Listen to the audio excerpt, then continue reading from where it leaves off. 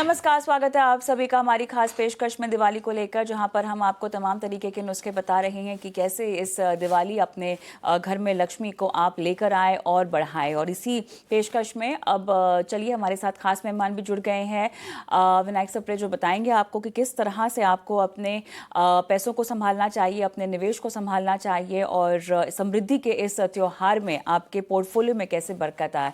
आपका बहुत बहुत स्वागत है सर, और दिवाली की ढेरों शुभकामनाएं आपको, आपके परिवार को, और शुक्रिया इतना कीमती समय हमें देने के लिए।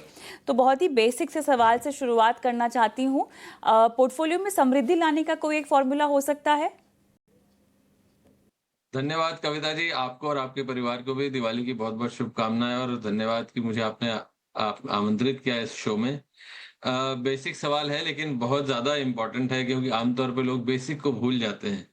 तो समृद्धि आपको शुरुआत करने के लिए मुझे ऐसा लगता है कि ऐसे 5 मूल मंत्र अगर हम पकड़ के चलें, तो बात बन सकती है।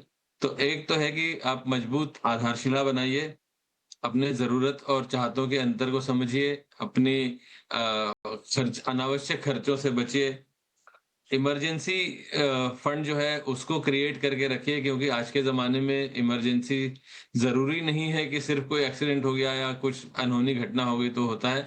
नौकरी जाना एक बहुत आम बात हो गई है। तो इसके लिए रिज़र्व बना के रखिए। अपनी आय को स्थायी पूँजी में बदलने की कोशिश करिए लगातार। जिस तरह से आप सेविंग करते रहेंगे उसको निवेश करते रहिए और उसमें बढ़ोतरी लाते रहिए। पुराना जो फ़ॉर्मूला है पुराने ज़माने का कि income minus expense is equal to savings, उससे इतर दूसरे तरीके से सोचिए कि income minus savings is equal to expense, यानी मुझे एक निश्चित राशि हर महीने की बचानी ही बचानी है और उसको अपने भविष्य के लिए काम में लाना है। उसको इस तरह से निवेश करना है कि मुझे चाहे वो मीडियम टर्म जैसे कि 4-5 साल बाद की जरूरत हो या फिर 15-20 साल बाद की जरूरत हो, उसके लिए मुझे निवेश करने की जरूरत है। अलग-अलग एसेट क्लास में निवेश करिए। आज जैसे आप देख रहे हैं कि सोना और चांदी में निवेश करने की होड़ लगी हुई है, जो एक बहुत अच्छा तरीका नहीं है निवेश करने का और ना ही बहुत अच्छा तरीका है कि अगर आप सब कुछ इक्विटी में डाल बैठें। तो अलग-अलग एसेट क्लास में निवेश करिए, चाहे वो इक्विटी म्यूचुअल फंड हो, डेट म्यूचुअल फंड हो, आपका गोल्ड हो, चांदी हो, सोना हो और रियल एस्टेट भी हो। तो अलग-अलग जगह पे आप निवेश करिए। Asset allocation is the most important aspect. आपको अपना समृद्धि अ अ, स बना बढ़ानी है, समृद्धशाली बनना है तो अ, प्रोडक्टिव एसेट्स बढ़ाइए। यानी कहने का मतलब ये है कि ऐसी चीज़ें मत लीजिए जिनको खरीदने के बाद उनकी कीमतें गिरती जाती हैं, बल्कि ऐसी चीज़ें लीजिए जिससे कि उसमें उसकी इनकम बढ़े या उसकी उसकी वैल्यू बढ़े। अ समृद्ध होने में सबसे महत्वपूर्ण बात जो 2 आपके सबसे अच्छे मित्र हैं, जो आपको समृद्धशाली बना सकते हैं, वो है समय और धैर्य। आम तौर पे यहीं पे लोग गड़बड़ कर जाते हैं और अक्सर लोग भगवान के सामने भी हाथ जोड़ते हैं और कहते हैं कि भगवान मुझे धैर्य दो, लेकिन थोड़ा जल्दी करो। हाँ, तो वहाँ पे ये रखिए कि आपको अगर अच्छी वेल्थ क्रिएट करनी है, लक्ष्मी का लंबे समय तक साथ चाहिए, तो समय और धैर्य से अच्छे आपके 2 मित्र नहीं हो सकते हैं। तो इसका ज़रूर ख़्याल रखिए। परिवार का प्रोटेक्शन, वेल्थ क्रिएशन जितना इम्पोर्टेंट है, वेल्थ प्रोटेक्शन उससे कम इम्पोर्टेंट बिल्कुल नहीं है। वेल्थ प्रोटेक्शन की भी बहुत ज़्यादा महत्ता है। तो वेल्थ प्रोटेक्शन को ध्यान में रखिए, अपने परिवार को अच्छे से इंश्योरेंस क दीजिए, यानी इंश्योरेंस का कवर दीजिए। टर्म प्लान खरीदिए जब बात है लाइफ इंश्योरेंस की, और उसके अलावा हेल्थ इंश्योरेंस पे भी ध्यान दीजिए। उसको अपने आप को एडिक्वेटली अच्छे से इंश्योर करिए क्योंकि जिस तरह से महँगाई बढ़ती जा रही है उसमें हेल्थ इंश्योरेंस बहुत काम आता है। और फाइनली जो कि हमारे हिंदुइज़्म में कहते हैं कि वानप्रस्थ आश्रम, यानी 50 के आस-पास जब आप पहुँच जाते हैं तो आप सोसाइटी को कुछ देने की कोशिश करिए या अपने परिवार में ही निवेश के संस्कार दीजिए अगली पीढ़ी को, ताकि हमने जो नहीं किया अपने यौवन काल में, अपने जवानी में, वो हमारे बच्चे वो गलतियाँ ना करें। तो आपकी गलतियों से वो अगली पीढ़ी सीख सके। तो उन चीज़ों को आप संस्कार दीजिए अगली पीढ़ी को ताकि हम एक अच्छी पौध निवेशकों की बना सकें। तो ये 5 मेरे पास नुस्खे हैं। बिल्कुल बहुत ज़रूरी है कि इन नुस्ख़ों का आप ख़्याल रखें और क्योंकि ये आपके पोर्टफोलियो की बात है और कहीं न कहीं आपका ये पैसा है जो आने वाली पीढ़ियों को भी आप देने वाले हैं, तो बहुत ज़रूरी है कि आप इसको संजो कर रखें और न केवल अपने बारे में पूरे परिवार के आर्थिक भविष्य की बागडोर भी क्योंकि अगर आपके हाथ में होगी तो उसके बारे में भी समझना बहुत ज़रूरी है। अ, कैसे विश्वास करें एसेट क्लासेस पर परफॉर्मेंस को लेकर क्योंकि डाइवर्सिफिकेशन जैसे रूल्स का आपको बिल्कुल ध्यान रखना चाहिए। ये बात तो हर कोई अब समझ ही गया होगा। उसके बावजूद भी सुनिश्चित कैसे करें कि आपके पास सही मात्रा में हर एसेट क्लास हो?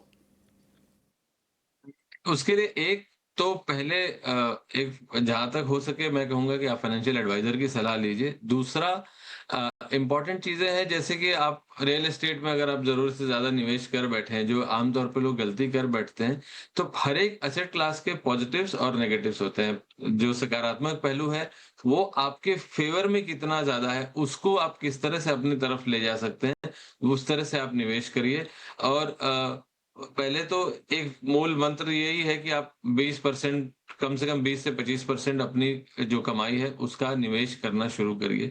गोल्ड की बाज़ार कितना भी तेज़ी से चल रहा हो, लेकिन ये तेज़ी हमेशा बरकरार नहीं रहती किसी भी एसेट क्लास में। तो आम तौर पे 10% 10 और बहुत ज़्यादा आप बुलिश हुए तो 15% ऐसे निवेश करें गोल्ड में या सिल्वर में। ज्वेलरी निवेश नहीं है, तो ज्वेलरी को आप निवेश मत समझिए। इक्विटी जितनी आपकी रिस्क टेकिंग कैपेसिटी है, उस हिसाब से निवेश करिए और अपने गोल की तरफ ध्यान दीजिए। कई बार लोग ये कहते हैं कि इक्विटी में उतार-चढ़ाव बहुत ज़्यादा होता है, तो मैं इससे दूर रहता हूँ। लेकिन आप हमेशा ये याद रखिए कि इन्वेस्टिंग इन इक्विटी जितना रिस्की हो सकता है, उसमें निवेश ना करना उससे कहीं ज़्यादा रिस्की हो सकता है क्योंकि जब आपका ऐसे वक़्त में जब आपके पास कमाई नहीं होगी और पर्याप्त वेल्थ नहीं होगा, तो वो ज़्यादा बड़ा रिस्क हो जाता है। तो अपने रिस्क टेकिंग कैपेसिटी को पहचानिए, वो किसी विशेषज्ञ के साथ करेंगे तो ज़्यादा बेहतर है और जैसे-जैसे आपकी उम्र बढ़ती जाए, उदाहरण के तौर पे अगर मैं अपनी बात करूँ, 45 से 50 साल की उम्र की तरफ आप जैसे-जैसे बढ़ते जाएँ, आप जो रियल एसेट्स हैं, यानी जो रियल एस्टेट हो गई या जो फिज़िकल एसेट्स हैं, उसके बजाय आप फाइनेंशियल एसेट्स की तरफ ज़्यादा बढ़ते चले जाएँ ताकि आप जब भी ज़रूरत पड़े, तो आप उसको लिक्विडेट अगर करने की ज़रूरत पड़े, उससे पैसा निकालने की ज़रूरत पड़े, तो आपको मैक्सिमम 3 से 4 दिन के अंदर आपके हाथ में पैसा वापस आ जाना चाहिए। तो ये अलग-अलग हर एक एसेट क्लास का स्वभाव है, उसको पहचानिए और समय के साथ उसमें बदलाव करते रहिए, ताकि आप जैसे-जैसे आपकी उम्र बढ़ती जाए, उसको लिक्विडेशन उसका ईज़िली हो जाए, उस पे ध्यान रखिए। राइट।